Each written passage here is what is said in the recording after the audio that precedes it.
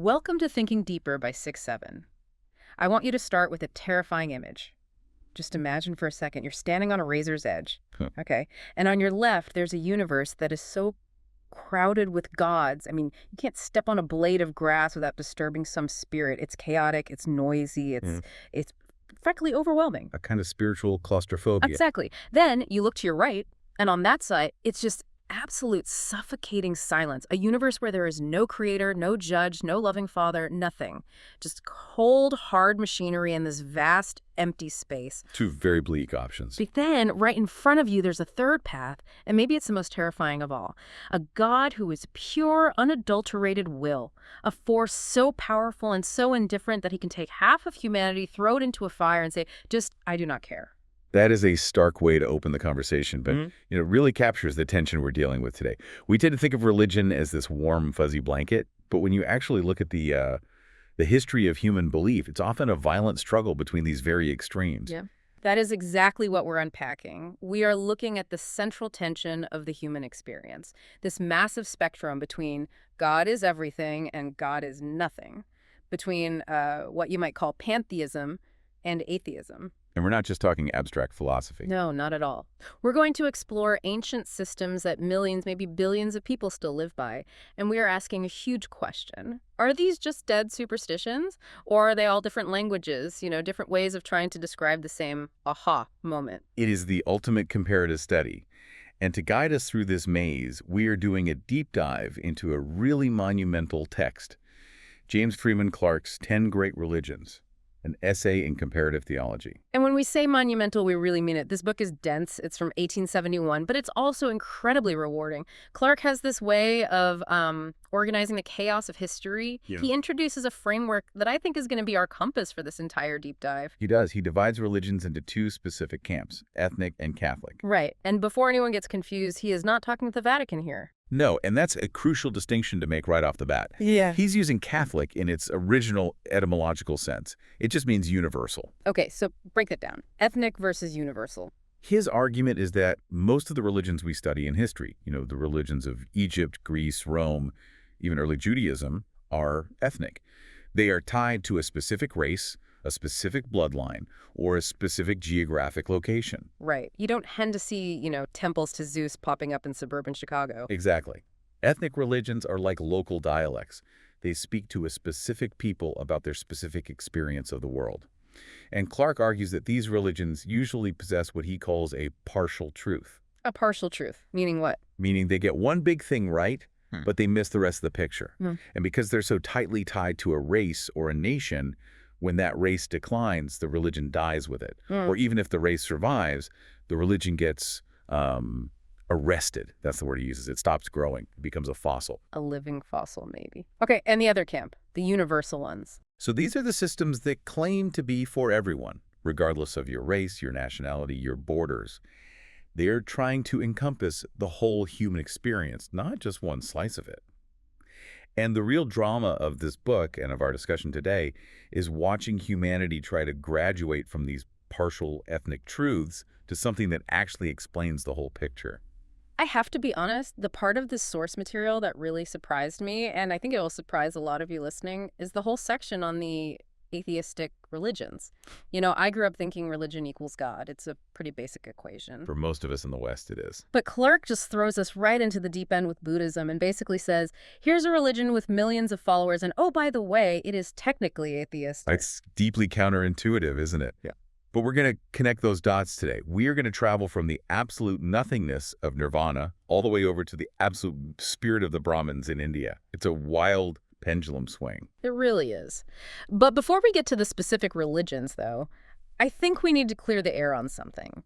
There's this old, cynical idea, I'm sure you've heard it, that all of ancient religion was just a scam. The priestcraft theory. That it was just a bunch of guys in robes tricking the peasants into giving them money and power. And that was the dominant view for a long time, particularly among the skeptics of the 18th century, the Enlightenment. The idea was that religion was invented by deceivers and then, believed by fools. It dismisses the entire spiritual history of humanity as one long con. It's pretty condescending when you think about it. It is. And Clarke has this really interesting rebuttal to this. He brings up the famous Hindu cosmogony. I'm sure most people have heard it. The one where the world rests on an elephant. Right, and the elephant stands on a giant turtle. And the turtle stands on, well, nothing, just the void. Exactly. And the skeptic looks at that and laughs. They say, look how stupid these people were. They believe this. But Clarke's argument is that you cannot build a massive, enduring social structure on a lie that is that obvious. It's not a good lie. If you're going to scam people, you come up with a better story than the turtle. You really do. Mm. If religion was just a conscious trick, the priests would have been found out. The whole thing would have collapsed.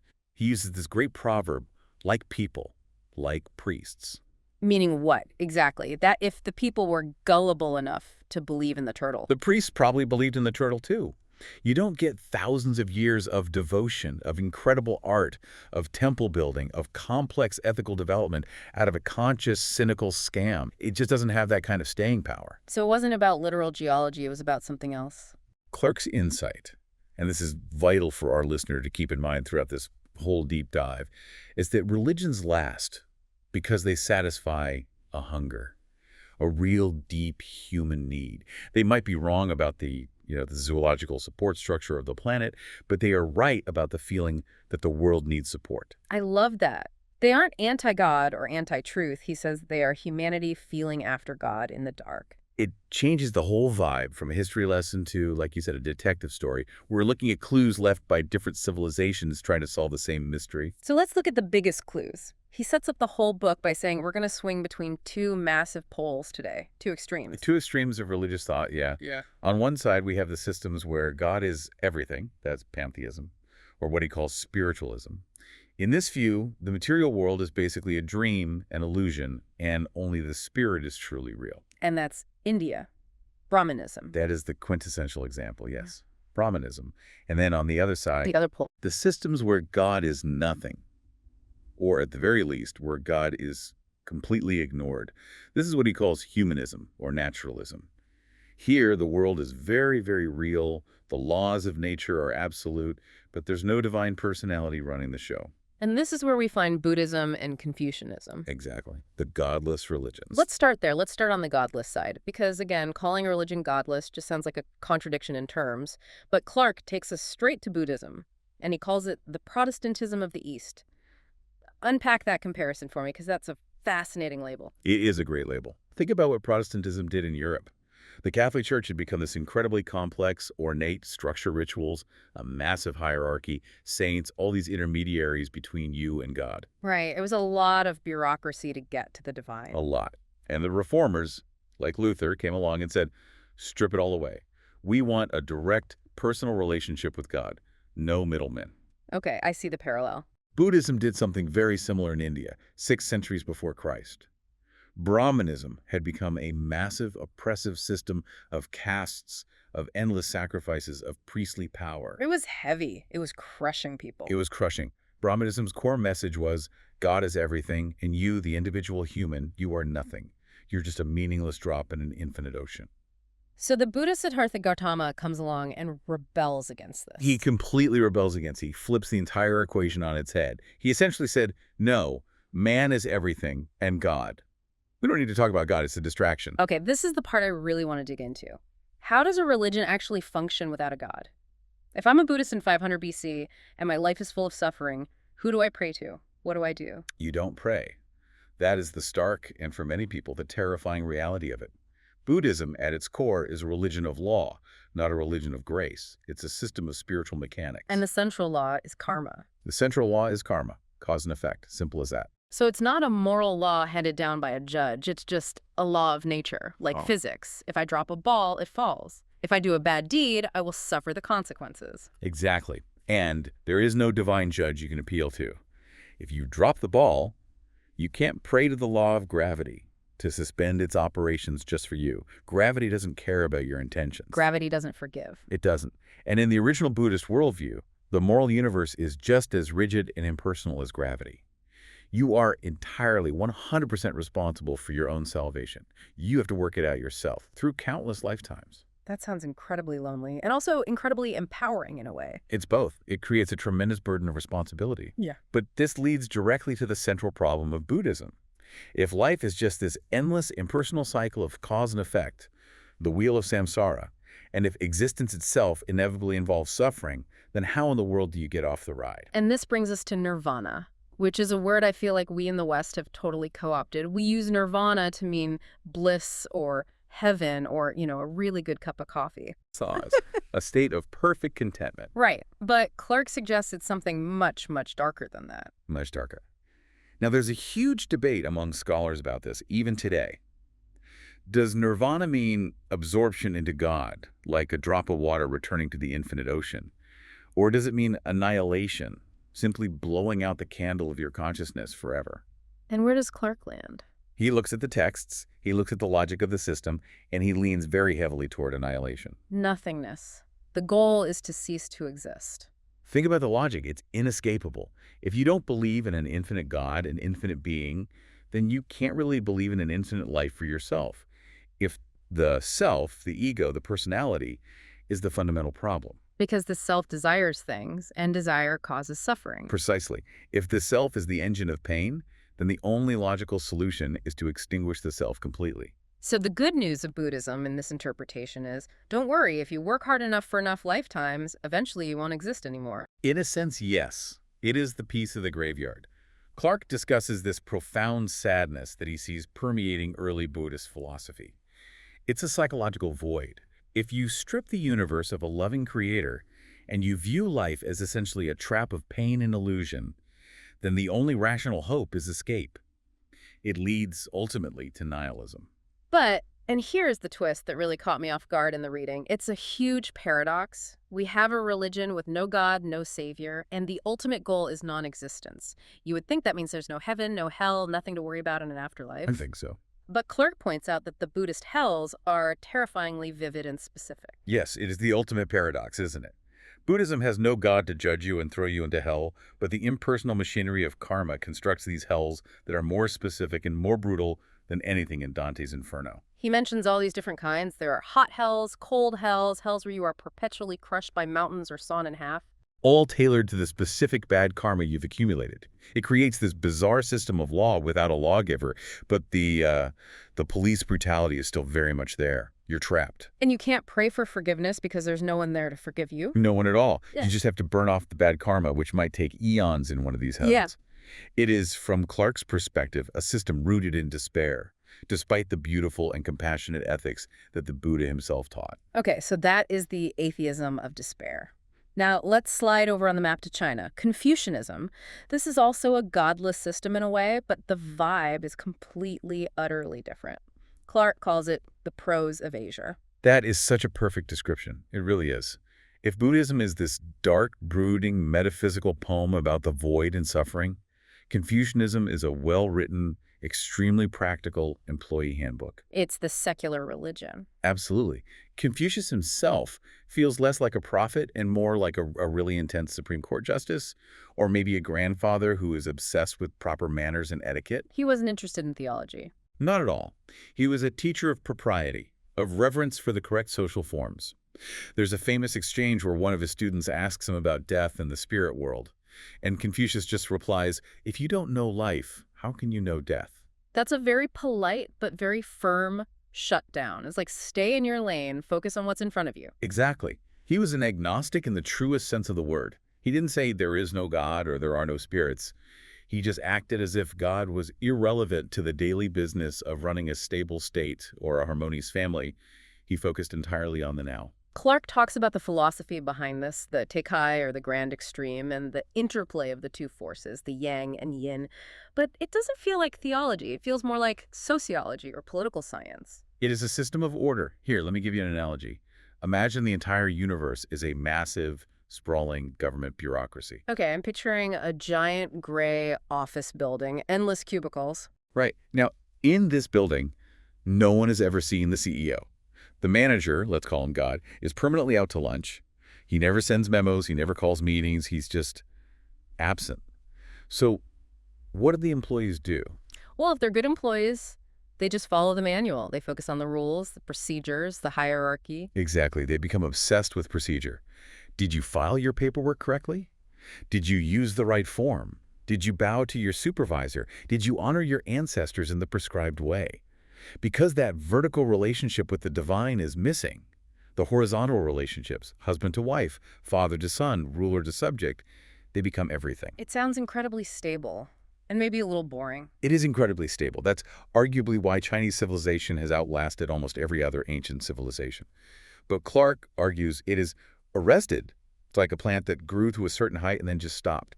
Because it focuses so heavily on the past and the established order, it struggles to innovate. It lacks that spark. It lacks that spark of the infinite that drives people to break the rules, to question authority, to discover new and disruptive things. It's all prose, no poetry. So we have the no-God religions. Buddhism gives us the metaphysical void. Confucianism gives us the social bureaucracy. Now, we are going to swing that pendulum all the way to the other side. We're going back to India, to the religion that Buddhism was reacting against, Brahmanism. And this is the all-God extreme. This is the polar opposite in every conceivable way. In pure Brahmanism, there is nothing but God. Okay, but wait. We are sitting here. I can see you. I can see the microphone. I can feel the table. Are you telling me that a Brahmin philosopher would say these things don't exist? Not in the ultimate sense, no. In the ultimate reality, they are Maya. Maya, illusion. Illusion, shadows on the wall of a cave, a dream in the mind of God. The only thing that is truly, capital R, real is spirit, which they call Brahm. This is a really hard concept to wrap your head around. Clarke calls it ultra-spiritualism. Yes. And I want to pause here because Clarke identifies a philosophical trap that is absolutely fascinating. He argues that if you start with the premise, God is everything, you will inevitably, logically, end up concluding that God is nothing. Okay, you definitely need to walk me through that logic. That sounds like a complete contradiction. How does everything equal nothing?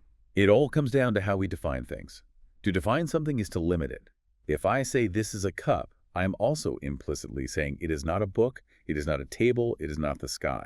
The quality of cupness distinguishes it from everything else. Right. The old philosophical idea, determination is negation.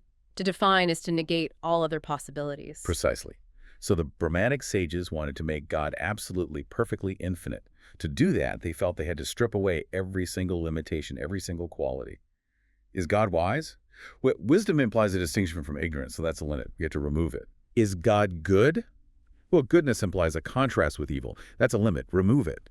Is God conscious? Well, consciousness as we know it implies a subject who is conscious of an object. That's a duality, a limit. Remove it. So you keep peeling the layers of the onion to get to the pure essential core. And eventually you realize there's no onion left. You are left with what Clarke calls a divine nothing, a pure, quality-less abstraction. He says you cannot worship a mathematical zero. You can't love a vague generality. The human heart craves a person, a character, a relationship. And this vacuum, this abstract mist at the top of the pantheon, this leads directly to what Clarke calls the descent into polytheism. This explained why a place like India, which has this incredibly sophisticated monistic philosophy, also has millions of gods. It's a direct reaction to the vacuum. Because the supreme God, Brahm, is just an abstract principle that doesn't do anything. He just is. The people needed gods who actually did things. Gods who created and destroyed and listened to prayers and got involved. So the one god evaporates into abstraction, and then 3 million other gods rush in to fill the empty space. Precisely. You get the great triad. Brahma the creator, Vishnu the preserver, Siva the destroyer. And then from them, you get the avatars like Krishna and Rama. And then you get Ganesha and spirits of the river and spirits of the trees. It's a spiritual explosion caused by an initial implosion. But Clarke points out a deep moral danger here, too. It's related to the idea that everything is God. He talks about being God intoxicated. This is the dark side of pantheism, and it's a really important point. If everything is God, then everything is God. The beautiful flower is God, but the poisonous weed is also God. The gentle deer is God, but the tiger that eats the deer is also God. The saint is God. And the murderer is also God. It completely obliterates the difference between good and evil. It dissolves it. If the entire world is just an illusion, a play of the divine, then sin is just an illusion too. It's just God wearing a different mask. This can lead to a kind of profound moral indifference. Why should I fight injustice in the world if the injustice is just another part of God's dream? That is paralyzing. It feels like you're floating in a warm ocean, which sounds nice, but you can't actually swim anywhere or make any progress. And that's Clarke's conclusion, that these all-God religions, much like the no-God ones, also tend to become stationary. They lack the tension, the conflict that drives history and progress forward. Well, if we want conflict, we are absolutely going to get it in the next section. We are leaving the spiritual dream state of India and moving west to Persia, ancient Iran. We are talking about Zoroaster, and this is where the cosmic battlefield opens up. This is the birth of dualism. And to understand why this is such a radical shift, we have to remember the problem we just discussed. Brahmanism's solution to evil was to say, evil is an illusion. Zoroaster looks at the world. He looks at sickness, at famine, at lies, at death, and he says, no, this is not an illusion, and this is certainly not God. This feels much more familiar to the Western mind, doesn't it? We are very used to the idea of a good guy and a bad guy on a cosmic scale. We are, but Zoroaster was one of the first to really systematize it into a full-blown theology. In the Zendavesta, the sacred text of Zoroastrianism, you have Ormas, the Lord of Light, wisdom, truth, and goodness. And for the first time in the history of religion, you have genuine, coordinate rival, Ahriman, the Lord of darkness, lies, and evil. So this is the birth of the devil. Essentially, yes, a being who is not just a fallen servant of God, but a genuine competitor, Yeah. an uncreated evil principle.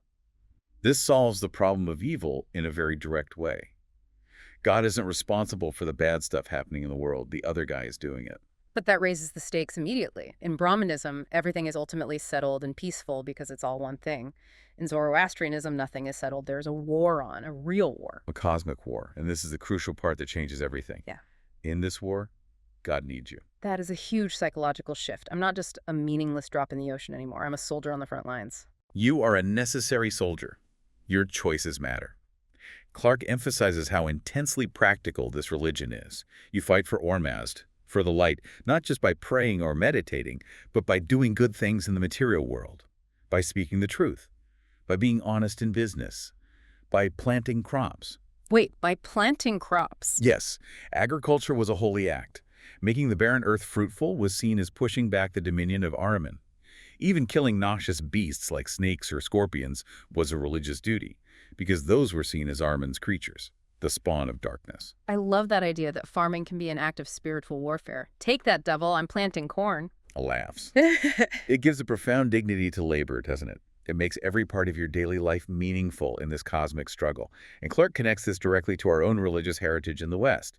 He notes that the ancient Jews didn't really have a developed devil figure or a complex hierarchy of angels and demons until after the Babylonian exile. When they came into direct contact with Persian thought. For centuries. So concepts that are central to later Judaism, Christianity, and Islam, like Satan as the great adversary, the idea of a final battle between good and evil, the resurrection of the dead, a final judgment, many of these have deep roots in Zoroastrian soil. So the idea that history is not a cycle, but a story moving toward a final victory for good, that comes from here. That is a Zoroastrian gift to the world, according to Clarke. Okay, so we have the battle. Now let's move to the mystery. We are going to Egypt. Clarke has this fascinating section on the hidden god and human gods. And honestly, looking at Egyptian religion from the outside, it just looks like a zoo. It really does. You walk into a temple and you see statues of men with the heads of hawks or jackals or crocodiles. You see sacred bulls and cats. You see scarab beetles being worshipped. We have a term for that, fetishism, right? But it just feels so weird that a civilization that was smart enough and organized enough to build the pyramids would be bowing down to a dung beetle. It does seem absurd if you only look at it superficially. Mm-hmm. But Clarke asks us to look deeper. Why the beetle? Why the bull? Why the hawk? It's not because they thought the beetle was smarter than them or could rule them. No, it's because that beetle, that bull, that hawk possessed the great mystery of life. The Egyptians were obsessed with life, with generative power, with eternity. They saw the divine force sinking down into nature, into the fertile mud of the Nile, and bursting forth in every living, breathing thing. So they weren't worshiping the bug itself. They were worshiping the life force that was made manifest in the bug. Exactly. The animal was a symbol, a vessel for a divine attribute. It's what Clarke calls a pantheism of nature. But there's a secret behind it all. He talks about the chief god, Amun. Amun-Ra. Right. The name Amun literally means the concealed or the hidden. Clarke argues that the priests, the educated elite, knew there was one great hidden, unknowable spirit, the I Am. But they felt the common people couldn't grasp that level of abstraction, so they gave them the masks to worship the animals. So God is hiding in the biology of the Nile. Okay, now let's cross the Mediterranean to Greece. Here, the gods come out of the animals and they turn into us. Yes, into what the poet Keats called the fair humanities of old religion. The Greek gods are the pinnacle of anthropomorphism. They are men and women, just projected onto the stars. Supermen and superwomen, they are stronger, they are more beautiful, they live forever, but they are messy. They cheat, they lie, they get jealous, they hold grudges. They are incredibly human, with all our flaws magnified. But Clarke argues that this was an absolutely necessary step in human spiritual evolution. It was a religion of beauty. For the Greeks, the beautiful was the good, and the good was the true. By making the gods look and act like idealized humans, they were essentially saying that human nature itself is divine. It validates us. We aren't just worms in the mud, we are godlike. Our bodies, our minds, our art, these things are worthy. Precisely. It elevated the human intellect, the human body, human creativity to a sacred level. It gave us philosophy, drama, democracy. But there's a tragedy at the heart of the Greek story. Clarke says that philosophy, which was the child of this religion, eventually grew up and killed its parent. How so? What does he mean by that? Because the Greek intellect, which the religion had sanctified, became too sharp for its own good. The philosophers, people like Plato, the Epicureans, the Stoics, they started to analyze these myths with logic. And once you start asking logical questions like, does Zeus, the all-powerful king of the universe, really live on that specific mountain over there? And does he really turn into a swan to chase women? The magic just falls apart. You can't unsee the cracks in the story once you start looking. No, you can't. And that leads to the famous death of Pan. There is a moment in history, as the Greek world gives way to the Roman, where the educated elite became atheists or, at best, detached skeptics. They realized the statues in the temples were just marble, but they didn't have anything to replace them with yet. And that's the void he talks about. He describes it as a time of deep spiritual despair in the late Roman world. The old gods were dead, but the new god hadn't fully arrived yet. A profound spiritual vacuum. And vacuums, as we know, are dangerous. They tend to get filled by something. Okay, so we have the void in Greece and Rome. We have the hidden god in Egypt. We have the battle in Persia. Now we come to the heavyweights of monotheism, Judaism and Islam. And I have to say, Clarke has some very aggressive opinions here, especially when we get to Islam. He does, and we absolutely have to remember the context. He's a liberal Christian theologian writing in 1871. He groups Judaism and Islam together under the heading of monotheism, but he treats them very, very differently. Let's start with Judaism. He sees this as a major leap forward. We move from God in nature, like in Egypt, to God above nature. That is the key shift. The God of the Hebrews, Jehovah, is not in the cow or in the river. He is the holy king seated on the throne of the universe who created the cow and the river. He is separate. He is transcendent. And Clarke says the core contribution here isn't just about God's power, it's about holiness. Yes, this is crucial. The Greek gods were beautiful, but they weren't holy. They were, as we said, morally compromised. The Jewish God introduced the radical idea that the supreme power of the universe is also the source of moral perfection. He is just, he is righteous, he is holy, and he demands righteousness from his people. But there's a limitation, right? He still classifies it as an ethnic religion. In its early form, yes. Jehovah was the father and king to Israel. He was the God of a specific people with a specific covenant in a specific land. It was what Clarke calls a holy separatism. It wasn't yet a fully universal message for all mankind. Okay, now we have to address the elephant in the room. When Clarke gets to Islam, he uses a word that just stopped me in my tracks. He calls it a relapse. It is a jarring term, there's no question about it. It's more than jarring. It sounds incredibly dismissive, especially when we think about the golden age of Islam, the civilization that preserved science and philosophy while Europe was in the Dark Ages. How can a comparative theologian call that a step backward? It's a fair and important question, and we have to be very clear here. We're reporting on Clarke's 1871 theological argument, not endorsing it. He isn't bashing the culture or the science of the caliphates. He is critiquing the theology relative to what he sees as a logical progression of ideas. So he sees religious history as a kind of ladder. Exactly. For him, Judaism climbed a rung by introducing holiness. Christianity, in his view, climbed another by introducing divine fatherhood. And he argues that Islam, in its fierce effort to purify the concept of God, actually stepped back down the ladder. Back down to what, though? Back down to what he calls a pantheism of force. It's a very specific phrase. Pantheism of force. That sounds intense. What does he mean by that? He means that in his interpretation of Islamic theology, God is essentially reduced to one single attribute: pure will, sheer abstract power, a God who isn't bound by laws of nature or even by what we would call reason or love. He just wills things to be. And to illustrate this, he quotes that really chilling story from a 19th century traveler in Arabia named Palgrave. It's a creation story he heard. The story about the clay, yes. Can you retell it? It's so stark. The story goes that when God created humanity, he took a lump of clay and divided it into two pieces. He threw one half into hell, saying, "These to eternal fire, and I care not." And then he threw the other half into heaven, saying, "And these to paradise, and I care not." And I care not. That is the part that gets under your skin. It's not the I care not of a neglectful father. It's the I care not of a force that is completely beyond human pleading. It's like an earthquake or a hurricane. That is the absolute core of Clarke's critique. He argues that this view of God makes him an arbitrary despot, that it simplifies God by stripping away the complexity of love and reason and fatherhood, leaving only will. And he argues this had a specific direct effect on civilization. He calls Islamic civilization stationary. And this is the most controversial part of his analysis.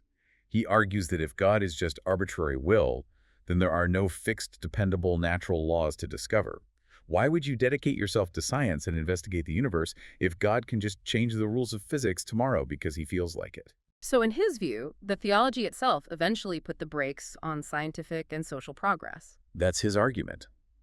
That the simple smashing truth God is one was brilliant for destroying idolatry, but that the conception of that one God as pure, unknowable will didn't provide the right soil for a free, progressive society to grow in the long term. Whether you agree with that historical assessment or not, it clarifies the theological distinction he's making. It's power versus love, will versus reason. Exactly. That is the dichotomy he sets up. Okay, so we've toured the world. We've seen the nothingness of the Buddhist, the all-God of the Brahmin, the great battle of the Zoroastrian, the beauty of the Greek, the will of the Muslim.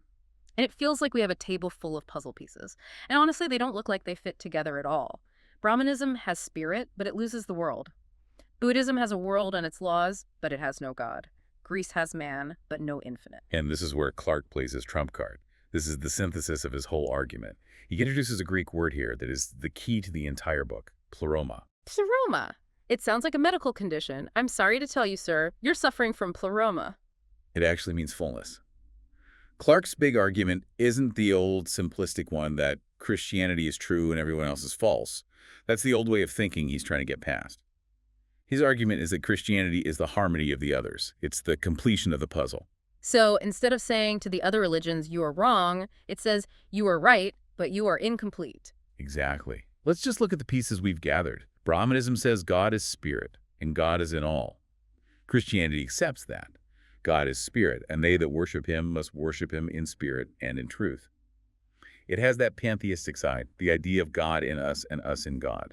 Okay, so it takes that piece, but it also accepts the Jewish piece. Yes, the Jewish idea that God is Father and God is holy. Christianity keeps that personal, moral, transcendent God that Brahmanism's abstract mist lacks. You can pray to him. He is not a vague generality. And what about the Greek piece? The celebration of the human God. That, for Clarke, is the doctrine of the Incarnation, the idea of the God-man. He argues that the figure of Jesus bridges that massive gap between the infinite spirit of the Brahmin and the finite humanism of the Greek. It validates the human body and human life as a worthy vessel for the divine. It says, yes, the human form is capable of holding God. And does it even have an answer for the Buddhist piece, for the religion of law? Even for that, Christianity fully accepts and satisfies the Buddhist need for a moral law. Whatsoever a man soweth, that shall he also reap. It acknowledges consequences, but it then provides the personal God, the Father, that the Buddhist lacks, to help him in that struggle. It adds grace to the law. So his argument is that a truly Catholic or universal religion has to be able to speak all of these different spiritual languages at once. It has to satisfy the hunger for the infinite spirit, the hunger for unbreakable law, the hunger for a personal relationship, and the hunger for beauty. Precisely. Clarke's claim is that Christianity is unique because it is fundamentally inclusive. It doesn't destroy the ethnic or partial truths, it fulfills them. It gathers up all the fragments of the mirror so that nothing is lost. It is the pleroma, the fullness. That brings us to the future then, the final section. Clarke makes a pretty bold prediction about the end of ethnic religions. He does. He looks around the world in 1871 and he observes that the religions tied to a specific race are either dying out or if they aren't dying, they are arrested. Right. Judaism is still largely for Jews. Brahmanism is for Hindus. You don't see Brahmin missionaries knocking on doors in London trying to convert people. They don't seek to. True, they're not universalist in that way. But a true universal religion, he argues, must be capable of endless progress. It has to be able to keep pace with civilization, with science, with art, with democracy. And he argues that because Christianity is based on the life of Jesus, rather than just a fixed code of laws like he argues Islam is, or a rigid system of philosophy like Buddhism, it can adapt. It's organic. It can grow and evolve with humanity. But he also touches on something that feels very, very modern. The atheism of his own time and of ours. He compares it to that moment in Rome when the old gods died. Yes, and this is a surprisingly hopeful take on skepticism. He says that when the old forms of religion die, it's because people need life, not just a creed. Clarke suggests that modern skepticism is actually a healthy sign. How is it healthy? It's humanity refusing to worship dead idols, even if those idols are just old, dusty, theological definitions of God that no longer fit our understanding of the universe. He sees it as a clearing of the ground. So he seems to think that when we tear down the old, small, inadequate ideas of God, we're actually making room for a bigger and truer one to be revealed. Exactly. It's a purification, not a rejection. So after all of this, what does this all mean for us today? We've traveled from the chilling nothingness of nirvana to the iron will of Allah and the all-too-human gods of Greece. I think it means that the human story is a giant classroom. Clarke's vision is that different races, different civilizations were assigned different subjects to master. The Indians had to study spirit, the Greeks had to study beauty, the Jews had to study law, the Persians had to study conflict. And we, in the modern world, are the students who are trying to cram for the final exam where we have to integrate all of those subjects into one coherent theory. In a sense, yes. But it suggests that we shouldn't look at other faiths with contempt or as mere errors. They're our classmates. They found pieces of the puzzle that we might have missed entirely. That is a great perspective. And it raises a final provocative thought I'd like to leave with the listener. Clarke argues that history is moving toward a universal unity. But if God is truly in all things, as the pleroma suggests, is it possible to find God in the very atheism of modern science? That is the frontier, isn't it? Is the scientist who devoutly, passionately studies the laws of nature, who is searching for truth, no matter where it leads, without dogma. Is that person actually a modern kind of worshiper? Are they finding the very same law that the Buddhists sought, just with a different vocabulary? That is a real thinker. Maybe the lab coat is the new priest's robe. It's possible that the search for truth is the worship. So here's my question for you listening right now. After hearing all of this, which partial truth do you find yourself leaning toward? Do you have that Confucian impulse wanting order and stability? Do you crave the deep spiritual mist of the Brahmin? Or do you feel like you're on the battlefield with Zoroaster, fighting against the darkness every day? Identifying your own ethnic spiritual leaning might just help you see what part of the fullness you might be missing. Thanks for listening to this deep dive. Keep thinking deeper.